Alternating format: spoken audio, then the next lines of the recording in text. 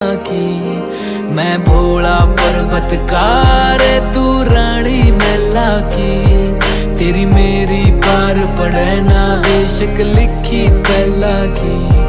किसे राजा ते ब्याह करवा ले मेरी गैल मेरे पछतावेगी। तेरी काया पड़ जा काली रे तेन याद मैल की आवेगी। मेरा कंबल तक का ब्योत नहीं जाटे मैं ठर ठर कंबेगी। मैं आंख तीसरी आला सू मेरे छोन किकर संभेगी। हठ छोड़ देना गोरी मेरी रैन न गल्या की। मैं जिंदगी ना दे सकता तन्ने राज्य छल्या की।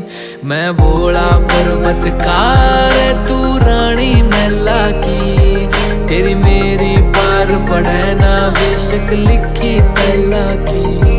मैं भोला पर्वतकार